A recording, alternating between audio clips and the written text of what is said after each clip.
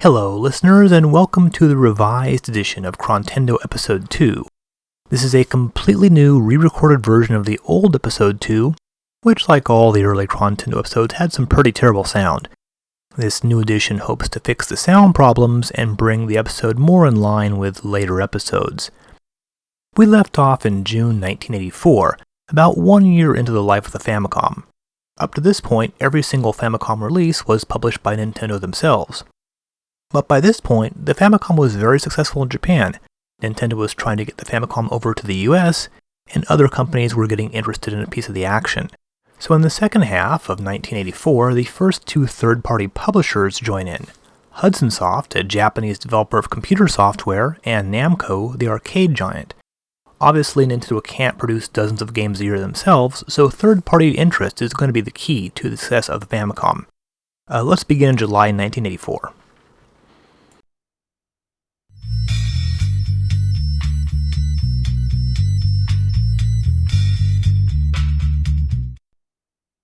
We open up July 1984 with Donkey Kong 3. Let's take a quick look at the title screen. Looks just like all the other games we saw last episode. Black background, game logo, a few play options. If you let it sit for a moment, you'll get this demo screen. Now, Donkey Kong 3 is obviously the sequel to Donkey Kong and Donkey Kong Jr., first released in arcades in 1983. Now, the game completely alters the formula, and instead of being a platformer, it's more like an old-school shoot-'em-up. It's often stated that an earlier Nintendo game, a Galaxian ripoff called Space Firebird, is sort of the inspiration for Donkey Kong 3, and there are some similarities, including the shrapnel spraying bomb. So anyway, Donkey Kong 3 has a bit more going on than most early shooters. There's a power-up, for example, like that bottle of super bug spray that Donkey Kong will drop. This will kill enemies in one shot and will push up Donkey Kong much faster. And the game also differs from most shooters in that killing the bugs is not your main concern. You are simply trying to stop the bugs from killing you as you attack Donkey Kong himself. Your actual goal is to get Donkey Kong to the top of the screen. Now, should he happen to reach the bottom of the ropes he's hanging from, he'll drop down, killing you instantly. You also need to protect your flowers from being carried away by the bugs. Well, the plot here is that Stanley, and that's his name, has some sort of flying insect infestation in his greenhouse, and Donkey Kong just coincidentally is hanging out there as well. Now, why wasn't Mario featured? Was Nintendo going to spin off Stanley into his own game series like they were doing with Mario? Well, it didn't work simply because this game was not as successful as the first two. Now, there's only 3 levels that repeat infinitely and gradually get more difficult. Much like Popeye, the home version looks decent but doesn't quite capture everything in the arcade game, such as the large swarms of flying bugs hanging around the beehives. Those are missing here, or the flowers booming between levels. Donkey Kong 3 is the first example of a strange Nintendo sequel syndrome. Sequels that are very different from their predecessors. Super Mario Bros. 2 and The Adventures of Link being other examples. As the black sheep of the Donkey Kong games, this seems to have soured Nintendo on the character. No more Kong games were released for the next 10 years until 1994 when a Game Boy Donkey Kong and Donkey Kong Country came out, reviving the franchise.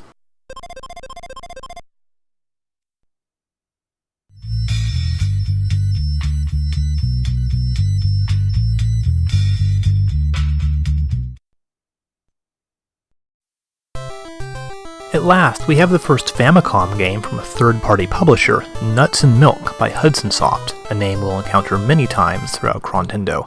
Now, there are 2 sources that games can be ported from: arcade titles like those from Nintendo, and computer games such as this. Hudson Soft didn't make arcade games, they released games for Japanese computers such as the MSX and NEC's PC 6600 and 8800, among others. There were several popular computers on the Japanese market in the early 80s. Hudson seems to have had some kind of special connection with Nintendo. Not only were they the first outside company to make Famicom games, they also released versions of Nintendo games on Japanese computers, such as Punchball Mario Bros. These games have actually been reworked quite a bit from the Nintendo originals. Nuts and Milk first came out on a few different computer systems in early 1984, one of the many games Hudson was putting out for computers at that time, though the game is actually copyrighted in 1983. However, the original is very different from the Famicom game. It's much simpler graphically and even resembles like Pac-Man a bit. The object is simply to collect all the fruit and then reach the heart to exit the level. Now for the Famicom Nuts and Milk, Hudson completely redesigned it, making it much more Nintendo-esque, with cuter characters and completely new levels. Basically, they made it into a platform game. The title screen is even in the standard Nintendo format. There's also a Mario Brothers-like bonus level. And even the chains that you climb on look kinda like those in Donkey Kong Jr. Now there is one unusual feature here, it's the edit mode, something seen occasionally on these old Famicom games. You're allowed to fool around with the levels, redesign them. You can also try playing your custom levels, though this one ended up not turning out so well. Just like the computer version, the object is to collect all the fruit while avoiding the enemies. This will open up the house at the top. Then you just need to reach the house, go to your girlfriend, and it'll move you on to the next level. 50 levels in all. And at the end of those, you get the classic congratulations screen, and it starts all over again. So Nuts and Milk is a reasonably fun, if very simple game. We'd see a lot of early Famicom games in this format, lots of short levels, as was common at the time. Though it's interesting that it offered a total of 50 levels, whereas most Nintendo-developed games, such as Donkey Kong, Popeye, had 3 or 4. This is possible because basically each level uses a finite number of elements, bricks, chains, etc., which are then rearranged to make new levels. So anyway, Nuts and Milk is hardly the greatest example of this particular genre, but it's an important game in the history of the Famicom.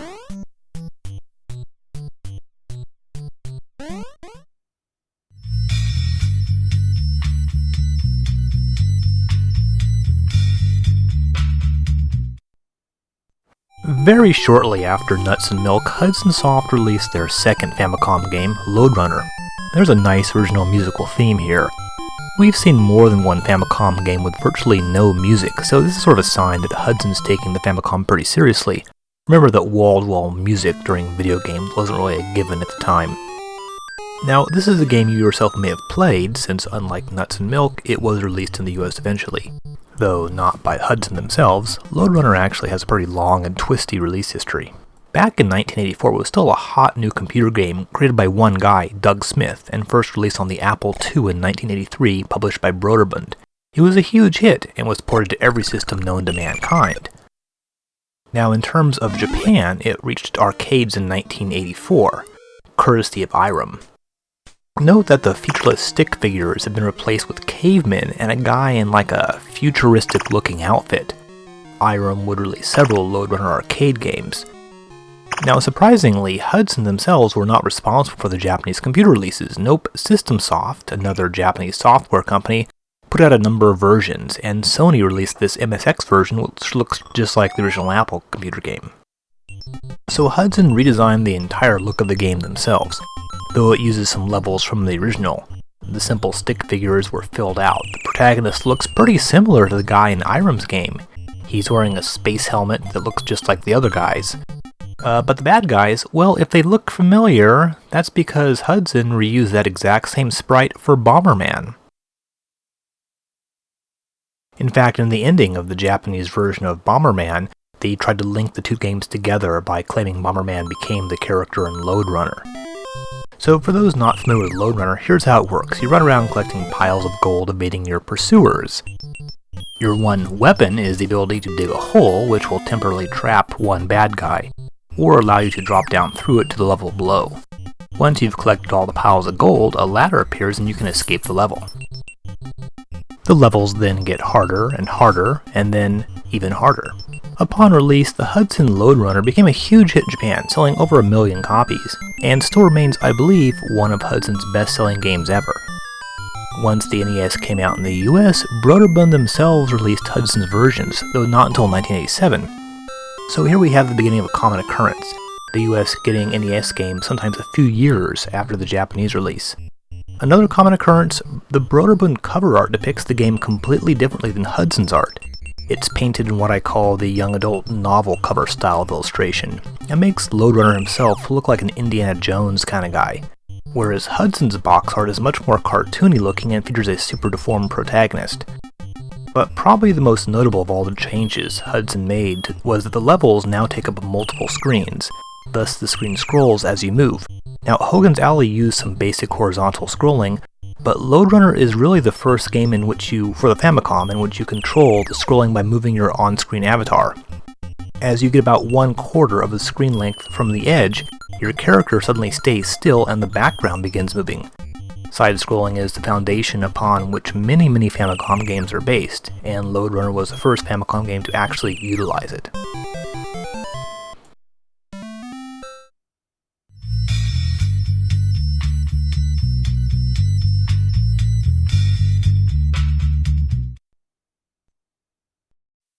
There were no Famicom games released in August, but there was one in September, Galaxian, the first Famicom title from Namco, or rather Namcot.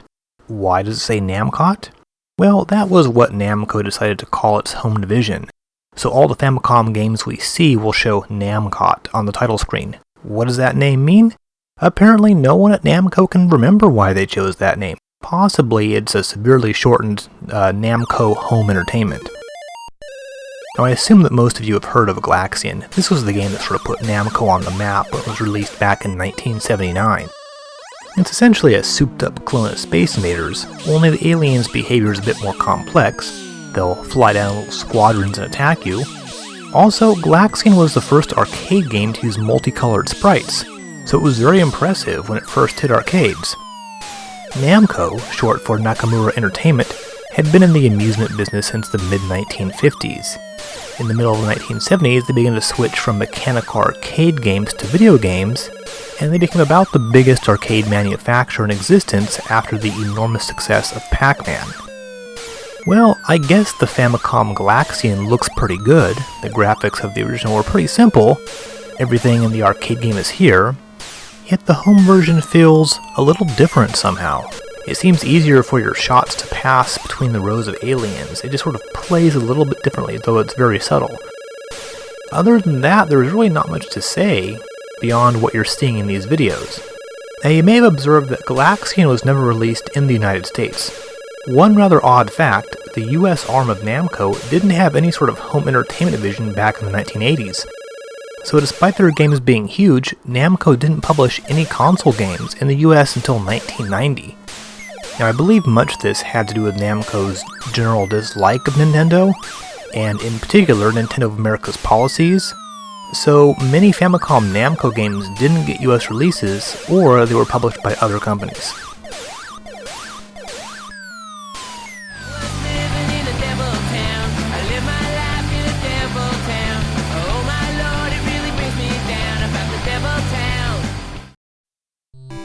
Alright, of all the games in Chrontendo Episode 2, this is probably the most interesting for a couple of reasons. Devil World, in which you play as a small dragon named Tamagon, who is going to quote-unquote attack the Devil World.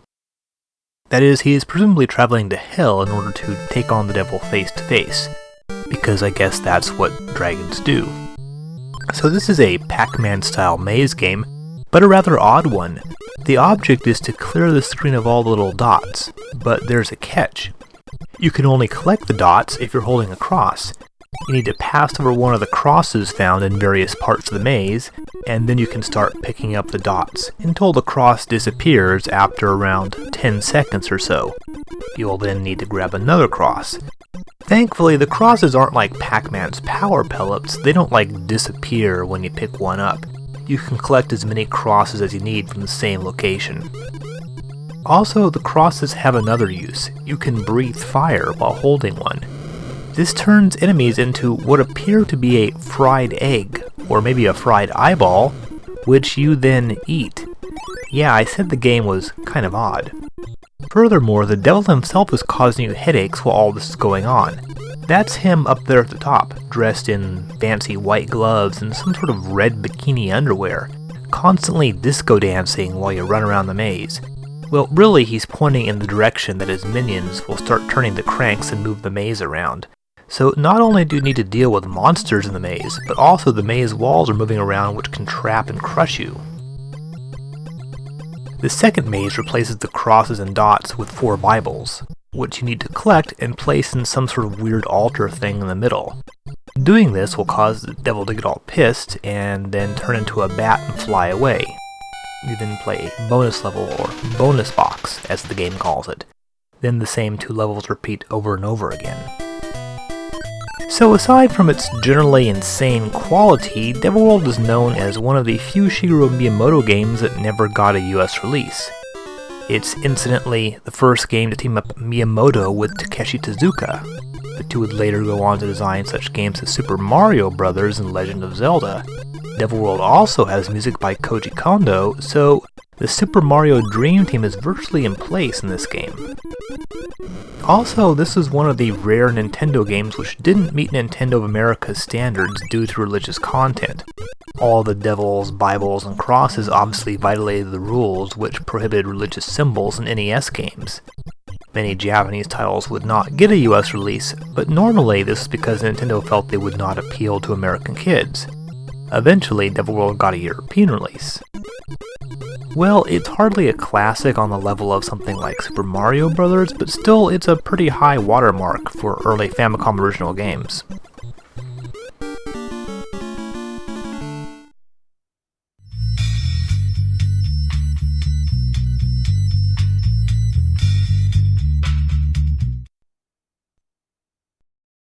November is here, and first off we have F1 Race from Nintendo. This is, as you might have gathered, a racing game, the first racing game on this platform. Oddly, this was never given a US release. Unlike Devil World, there is nothing that could be considered offensive. I'm thinking that since Nintendo was releasing a later game, Mach Rider, as a launch title, they decided they didn't really want 2 very similar games for the system at the same time, so F1 Race just got passed by. This style of 3D racing game was still pretty new when F1 Race came out. The genre was defined by Namco's Pole Position from 1982. F1 is really just a thinly disguised Pole Position clone. We've got the same behind the vehicle viewpoint, the same cars, the mountains in the background, and the billboards going by. F1 does move the camera up to a slightly higher angle, however. Now granted, for a very early Famicom game, and the first that attempts any sort of 3D effects, F1 does look pretty good. Not nearly as good as later titles like Rad Racer, but still it's pretty impressive. Those billboards, however, never get any bigger, they just stay in the background. Maybe they're really huge billboards that are miles away. Now just like Pole Position, F1 is one of those racing games where if your bumper barely taps another car's tire, you'll suddenly burst into a huge fireball, while the other car remains unharmed, I might add. The controls pretty much do what they should. Everything is relatively simple. You just have 2 gears and an accelerator. It's a decent little game, and certainly the most visually impressive racing game released on a console at this point. Too bad it never came out in the US.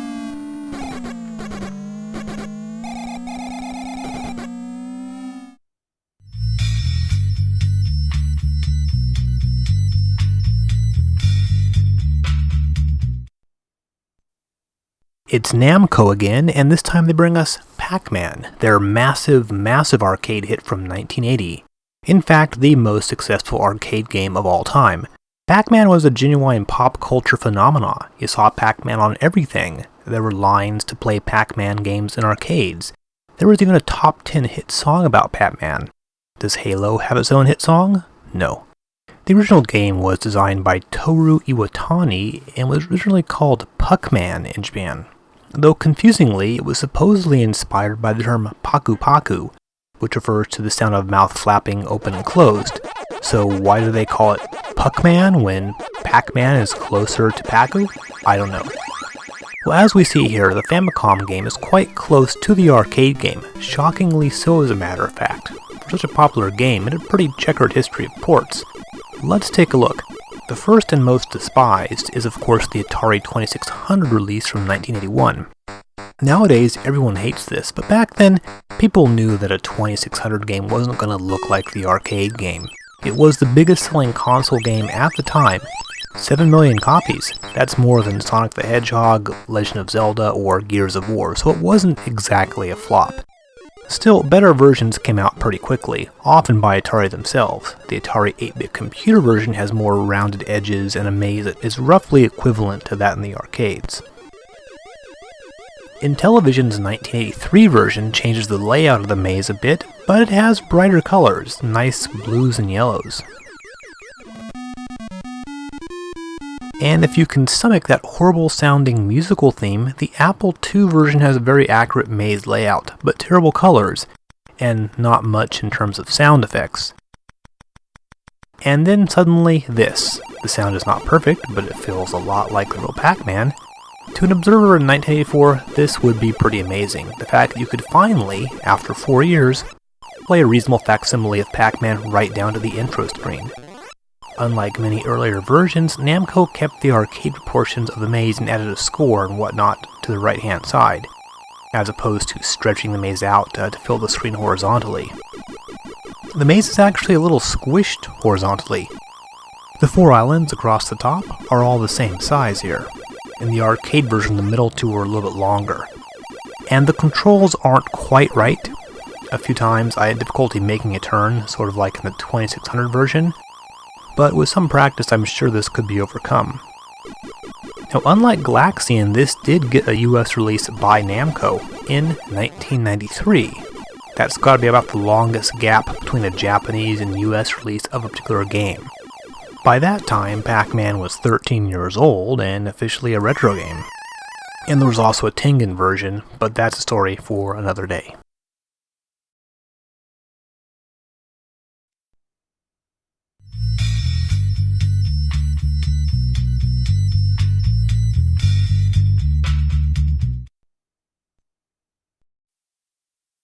Hey, that's a rather suggestive looking character on the title screen.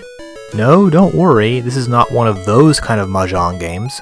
It's just a plain old boring Mahjong game from Hudson Soft. Specifically, it's for Nin Uchi Mahjong. And the odd thing is, while this was developed by Hudson, it was actually published by Nintendo themselves. Unlike Nintendo's earlier Mahjong game, this has you facing off against a total of 3 other opponents. So it more resembles the real-life game of Mahjong. Just like all the other early Hudson Famicom games, it's based on a computer title. In this case, it was originally an MSX game called Jiankyo from earlier in 1984. Hudson has a whole series of card games or gambling games for the MSX, and this was the Mahjong entry in that series. The name was completely changed for the Famicom version, so I assume Hudson wasn't trying to sell this as a port of a computer game. Well, anyway, it's just another Mahjong game, and this is not going to be interesting to anyone who doesn't play Mahjong, which I assume is 99.99% of those listening right now.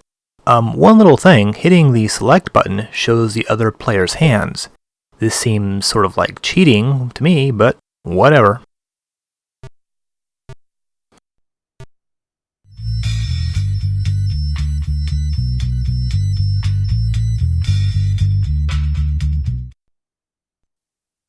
Our third Namco game, Xevious, while not the huge arcade hit Pac-Man was still a very popular and influential game.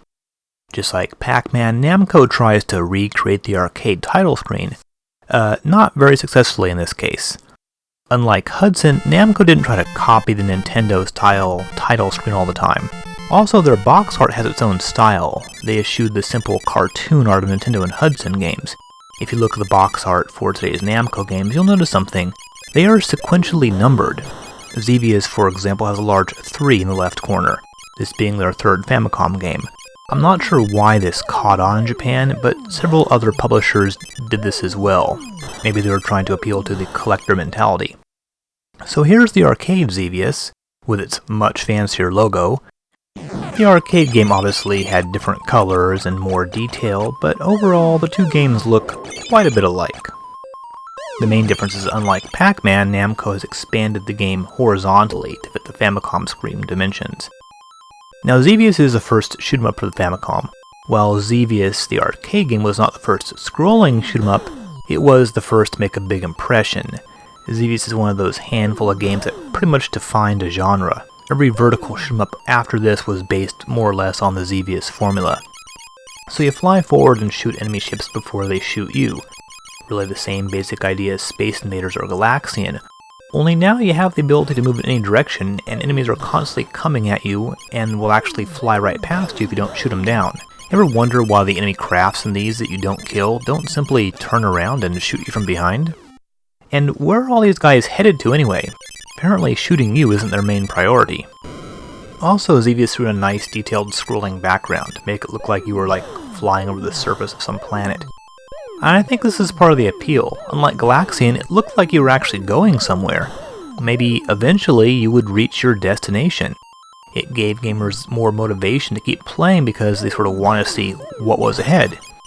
In this case, there never really was any destination. If you made it to the end of the background, it simply started over from the beginning.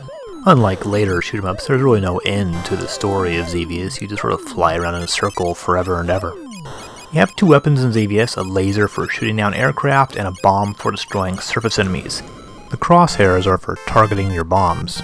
Every so often, like, these boss things will appear. These are large armed bases on the ground, though destroying them doesn't really get you anything other than points. One unusual feature of Xevious was the adjustable difficulty. If you play more aggressively, shooting down lots of enemies, the game will throw tougher enemies at you. You can simply avoid most enemies if you wish, since they'll fly off screen if you don't shoot them. Now, Xevious was designed by someone named Masanobu Endo, who would in early days of video games probably be the most well-known game designer in Japan. Not only did he design several popular games, but he went public, appearing on TV shows and in commercials, which was unheard of in Japan at the time. We'll see more of his games later in Chrontendo.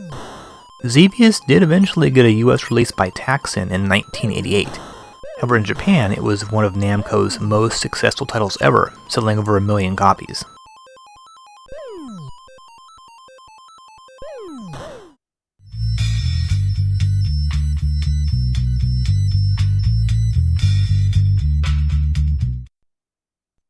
November 14th has two game releases, Urban Champion and Mappy. We'll start with Urban Champion. Unlike the last couple Nintendo games, this was released in the United States. Of course, it still wasn't very good and seems to have been almost completely forgotten today. Urban Champion is a very early fighting game, perhaps the second true fighting game released, Karate Champ being the first. There were a few sort of proto-fighting games that came out earlier, and this is pretty simple. The object is basically to hit the other guy. Now, despite the fact that Urban Champion is not held in very high esteem nowadays, it did pioneer some fighting game techniques. How it works is this. Pressing up or down on the D-pad will place your hands in the higher or lower positions. Hitting a button will throw a punch, either high or low, depending on where your hands are. Also, having your hands in the right position will block the opponent's punch. There are two punches, a fast, weak punch, and a slower, more powerful one. A powerful punch will actually knock your opponent down for a moment. While Karate Champ also had blocking, Urban Champion was, as Hardcore Gaming 101 puts it, the first fighting game to have easily controllable, reliable blocking. You can also dodge a punch by pressing back on the D-pad. The object here is to push your opponent off the screen until he lands in a manhole. Then you'll win the round, and a random stranger will throw confetti on you. You only have about a minute to bask in the confetti-strewn glory, since the fight will begin a few seconds later. And so it goes, and there's only one opponent in Urban Champion. You may notice the game takes place in front of such tough guy hangouts as the library and the discount store.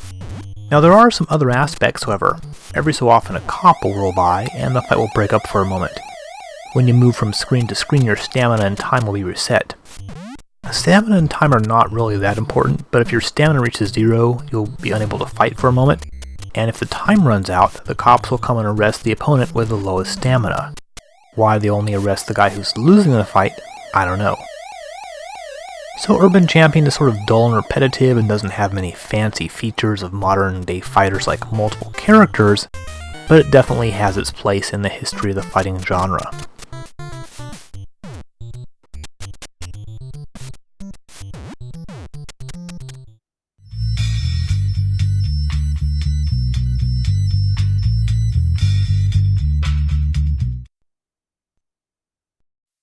The fourth and final Namco game in this episode is Mappy, a port of the 1983 arcade game, which I remember quite well. Seems like you saw the arcade game quite a bit in the mid-80s, but apparently it was more successful in Japan. I'm not sure why this never received any domestic ports back then, though the sequel, Mappy Land, did. Now here's the arcade game. It used the same board as Super Pac-Man and Tower of Druaga, a game that'll come to haunt us in the future.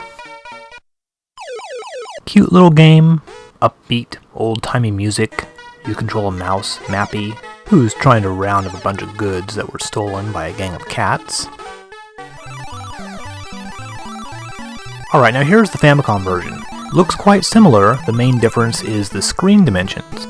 Much more of the level fits on each screen because it's considerably wider. It was actually the second Famicom game to use horizontal scrolling, by the way. Now, Mappy, despite being an officer of the law, isn't chasing the thieves, in fact they're chasing him. He has some sort of baton, but still Mappy can't arrest or even try to subdue the cats.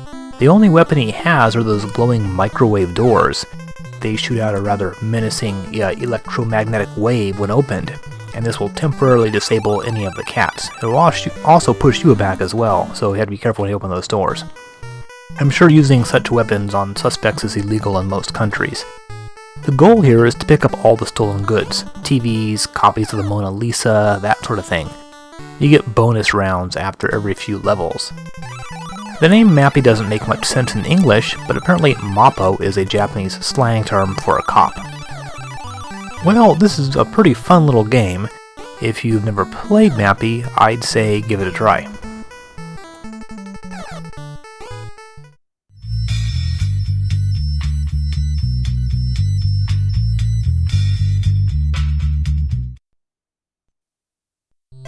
We've almost reached the end of 1984, just 2 more games. From November 22nd is Clu Clu Land.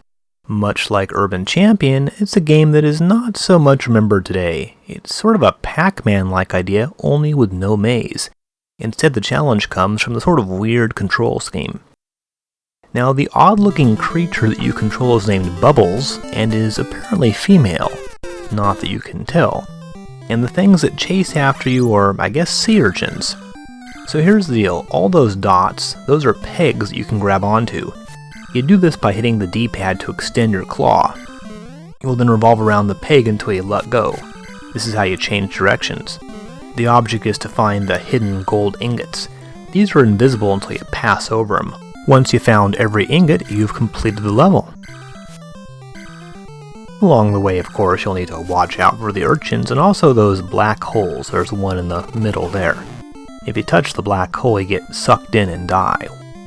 Of course, why are there black holes at the bottom of the ocean? At least that's where I assume this game takes place. It's rather weird. Now, the urchins, you can fortunately shoot them with this little weapon you have that just like waves at them. This will temporarily stun them. If you then run them down while stunned, they'll die temporarily. Just like the Pac-Man ghosts, they'll come back. The name Clu Clu Land, as you might suspect, is one of those names like Mappy that makes more sense to the Japanese.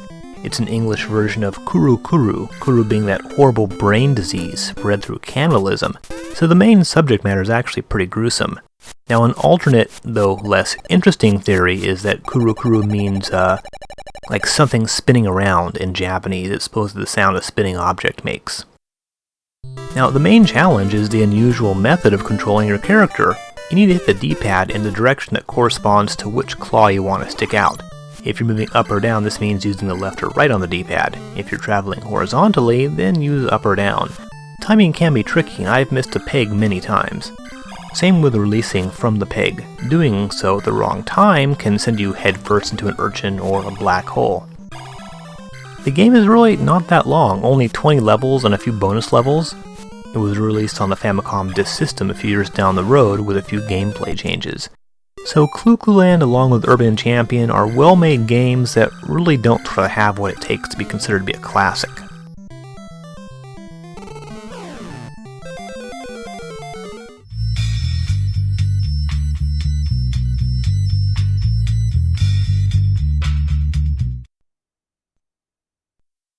Whoa, look at that! A blue screen instead of a black one. Nintendo is getting pretty wild. The last game of 1984 is one that, along with Duck Hunt, is one of the best remembered of these early releases, at least in the United States. In Japan, I think baseball and golf were actually the biggest sellers back then. Anyway, ExciteBike is a well-designed side-view racing game. Nintendo finally goes all out with wall-to-wall horizontal scrolling, something we'll see a lot more of in the near future. There are 5 tracks. The object is to beat a certain time. If you do so, you'll move on to the next track. If not, it's game over, though from the menu you can choose to play any track you like. And there are 2 acceleration buttons. A is standard acceleration, and is what you'll be using most of the time. B is some sort of turbo. You go faster, but it also heats your engine up, as per the gauge at the bottom of the screen. So use turbo too much and the engine will overheat. Thankfully, you have those little strips with arrows on them that you see along the ground occasionally. You might think those are like the go faster strips, but they actually cool your engines, and you can use left or right on the D-pad to raise or lower the front of your bike, which is helpful when going over hills. So while ExciteBike is pretty simple, it's pretty fun. The bike controls pretty well, and the turbo adds a nice little risk and reward factor into the game. There's also a couple other modes. The second regular option puts other racers on the track. This makes things a bit harder because they keep running into and knocking you down. Seriously, it's pretty tough to avoid these guys. Despite the presence of other racers, you're not really racing them. It's still all time-based. It doesn't matter whether they pass you up or not. And finally, there's a popular edit mode. Here you can create your own tracks and then use them. In Japan, players could actually save their tracks on cassette using something called the Famicom data recorder. Battery saves had not yet been invented. This was one of the very few games compatible with a data recorder. Outside of Japan, you were screwed. The save option simply didn't work. So ExciteBike is a minor classic in its own way, and definitely a very good way for Nintendo to end this year. Here's a pattern we'll be seeing in Chrontendo. A very busy release schedule at the end of the year, with tons of games coming out in November, and starting in 1985, December as well, then very slim pickings after the holidays. In this case, the New Year's first games hit the shelves on the 4th week of January, with 2 titles by Nintendo.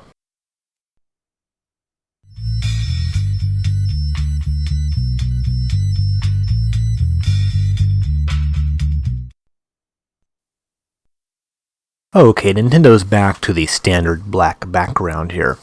First game of 1985 is Balloon Fight. One very notable fact, it's the first Famicom game that I'm aware of by longtime Nintendo collaborators HAL Laboratory. The most notable employee of HAL is Satoru Iwata, who worked as programmer on this game and eventually became HAL's president. He then moved to Nintendo and of course is the current president of Nintendo. So, you're this little fellow that flies using a couple of balloons tied to his back. Your goal is to clear the screen of other flying enemies. This reminds me a lot of some other game. Oh yes, Joust from Williams, the game where you fly around on ostriches jousting. Very popular arcade game in the early 1980s. The basic concept, controls, and even general screen layout are all taken directly from Joust, and given sort of a cutesy Nintendo-esque makeover. You need to repeatedly press the button to flap your arms to achieve some height. To pop an enemy's balloon, you need to hit him from a slightly higher position than he is. Then as he falls, either hit him again in midair, or after he's on the ground. A midair hit will net you more points. If you wait too long before hitting him the second time, he'll actually have enough time to re-inflate his balloon. Now some additional features have been added, such as clouds that'll shoot little deadly electrical sparks that'll travel around the screen. And maybe best of all, when someone falls in the water, a giant fish gobbles them up. It's refreshing to see such a horrifying death in a Nintendo game. Additionally, there's a bonus round where you try to collect as many balloons as possible. Now a few interesting things. The 2-player version allows both players on screen at once, much like in Clu Clu Land. And a historical tidbit, the game was also released in arcades on the Versus system. However, Nintendo programmed the Versus system themselves. It was noticed that the Famicom version had smoother player movement, so Iwata was asked how this was done.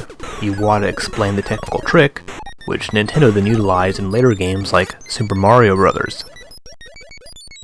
Now, the final mode simply has you drifting around a maze of deadly obstacles, collecting balloons, getting enough points to raise your rank. Most folks don't like the whole swim through narrow passages filled with deadly items section of video games, but if you dig this sort of thing, well, good for you, give this a try. Overall, it's a pretty fun game, courtesy of HAL and Nintendo.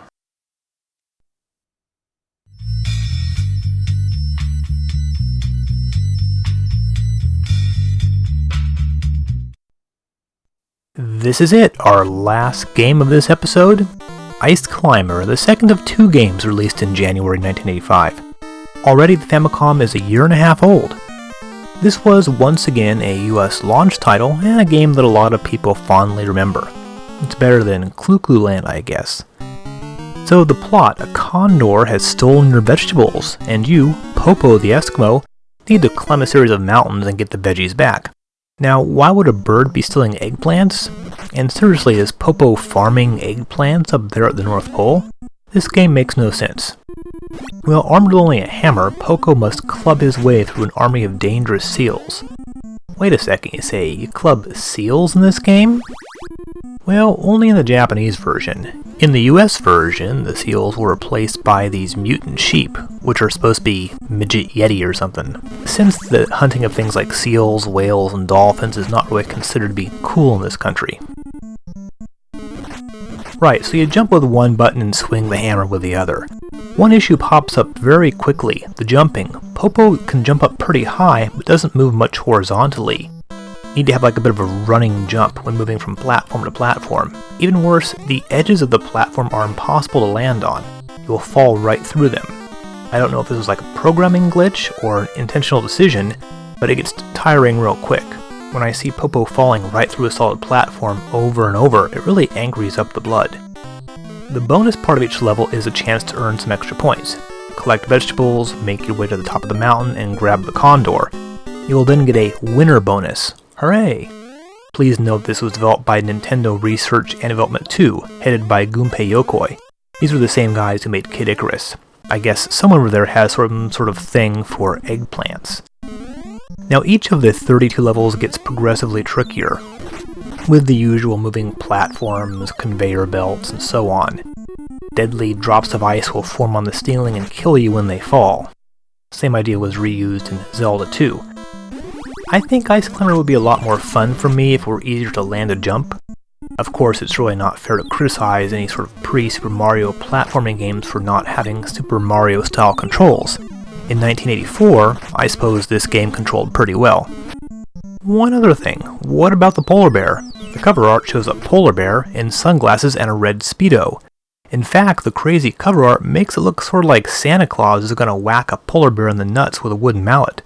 Now that's a good concept for a game, but in Ice Climber the bear appears only when you linger on one level for too long. Do that and he'll casually walk out and jump, and lower everything by one level. If you're on the bottom level when he does this, you die. This sort of puts an invisible time limit on each level. Well, despite its flaws, Ice Climber is a pretty good little game, so we're going to finish up episode 2 on a relatively positive note. Well, we've now reached the beginning of 1985, which will be a huge banner year for Nintendo. Consider this, 9 games were released in 1983, then 19 in 1984, and then in 1985 a huge jump to 68, all thanks to more publishers coming on board. Episode 3 will cover up to June 1985 and see 4 more publishers join the party, including 2 successful arcade manufacturers. Well, see you then.